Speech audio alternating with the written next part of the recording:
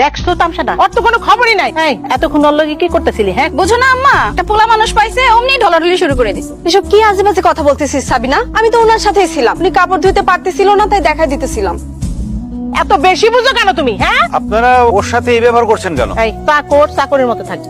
আমগো মাঝখানে কথা বললে একটা নাক কাইটা ফেলামু তোর। কাজের ছেলে হইছি বলে আপনারা যা খুশি তাই বলবেন? আম্মা, এই লোক তো তোমার মুখে মুখে কথা বলে, ওরে মাইর দাও। খবরদার আমার মুখে মুখে কথা বলবি না। আমি এই বাড়িতে যা কই সবাই সেটাই শুনে। এই নেন আপনার কাজ কাম। আপনাদের বাড়িতেও থাকবো না আর কোনোদিন আপনাদের এই বাড়িতে আসবো না। গেলাম আমি।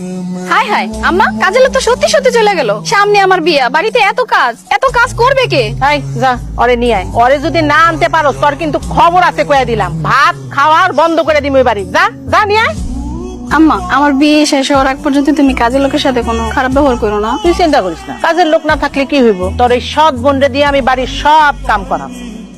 আপনি যায়েন না। যাবো না তো কি করবো? এই বাড়ির লোকজনের ব্যবহার দেখছেন? এই বাড়িতে থাকা যায়? এই বাড়ির সাথে আমার আর কোনো সম্পর্ক নাই। যা বুঝার আমি বুঝে গেছি। দেখেন আপনি না যায়েন না, আপনি গেলে না এরা আমার আস্ত রাখবে না, আমার গায়ে হাতও তুলতে পারে। আপনার এই বাড়ির মেয়ে, আপনার নিজের মা বোন আপনার সাথে এই ব্যবহার করে কেন? দেখে তো মনে হয় আপনি সৎ মেয়ে। আপনি ঠিকই ধরছেন, আমি এই বাড়ির সৎ মেয়ে। আসলে আমার মা ছোটবেলায় মারা গেছে। আপনার বাবা 2 বিয়ে করছে? বড় কে, আপনার মা না ওদের মা? আমার মাই ছোট, আমার আব্বা আমার মারে পরে বিয়া করছে। আসলে এই সংসারে আমার আব্বার সম্মান সুখ বলে কিছু পায়নি, তো তাই আমার মারে বিয়া করছে। আর আমার মা আমার আব্বারে অনেক ভালোবাসতো, সম্মান করত। গরিবের কাছে আসলে স্বামীর সম্মানটাই বড়। আর আমার মা এমনই দুর্ভাগা যে তার স্বামীর সংসারটা কপালে জোটেনি, সে আমারে রাইখাই মরে গেছে। আমি যখন ছোট তখনই আব্বা আমার এই বাসায় নিয়ে আসছে, তখন থেকে আমি এখানে থাকি সৎ মেয়ের মতো। আপনাকে দিয়ে এই বাড়ির সব কাজ করানো হয় তাই না?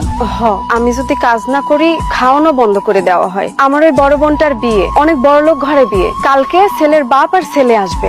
আপনি যদি এখন চলে যান তাহলে বাড়ির সব কাজ আমার একাই করা লাগবে। আপনি যাইয়েন না প্লিজ। কিন্তু ওনাদের যা ব্যবহার, এতে করে ধনী পরিবারের সাথে ওনারা সম্পর্ক করবে কিভাবে? সেটা যারা সম্পর্ক করবে তারা বুঝবে, এটা তো আর আমাদের বিষয় না। আর তাছাড়াও ওরা তো আর বড় লোকের সাথে খারাপ ব্যবহার করবে না, খারাপ ব্যবহার করবে আপনার আর আমার মতো গরিবের সাথে। আমাদের সাথে কেউ খারাপ ব্যবহার করলে কারো কিছু যায় আসে না, কারো জবাবদিহিতাও করা লাগে না।